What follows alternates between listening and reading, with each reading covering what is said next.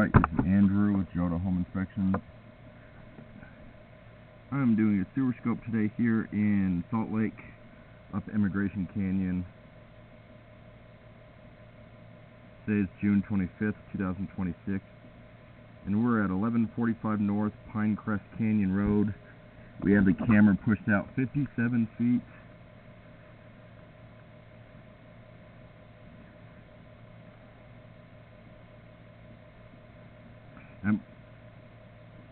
There's a good chance this house is on septic. I think most of the houses, maybe all, probably all the houses up here are on septic that I'm aware of, at least on this street and this area. My camera's gone underwater and it has remained underwater, and so that means that either there's a blockage or a big belly or the septic tank has backed up. In either case, I would start with the septic tank. I would have it cleaned and have the tank evaluated specifically, and then I would have the lateral line looked at again. And we're really not able to see much of anything except that something is going wrong. You should never have standing water in your lateral line. It's not uncommon to see, a foot or two of standing water where there's a little flat spot or a little turn that's flat. Less common, but I do see a lot of bellies. I inspect a lot of lines, and so it's not uncommon to see a belly where it holds water for 10 feet, 15 feet, but not good when it's going underwater and then just staying underwater for the entire distance. At 57 feet, it started to get harder to push out. I think I might have hit the septic tank, but I'm not sure. That's definitely a guess. I'm pulling back a ton of waste. Another concern is in the basement, the floor drain is connected to a sump pump, and I wonder if what's happening is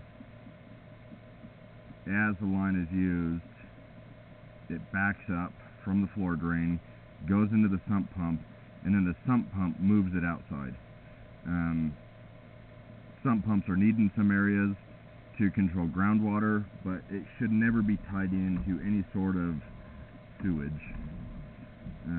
That room also smells really bad, and I think that's related to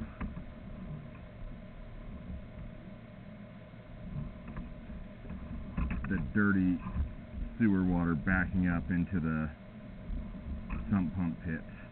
The sump pump pit isn't sealed, which generally for groundwater is fine. An ejector pump meant for sewage, which is not something that this house has or should need if you're on septic. That's different, and those have a sealed cap. The issue isn't that the sump pump isn't sealed, it's that it's being contaminated by sewage. And I mentioned there's a lot of buildup that I was pulling off of my camera reel. I think that's because of the belly. Waste is getting stuck in the line, and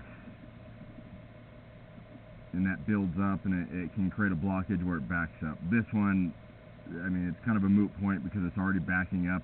I just am not positive why, because I'm underwater. So next step, I would recommend having the septic tank cleaned. If you find out this isn't on septic, then you want to have the lateral line cleaned and find out what I was getting caught up on.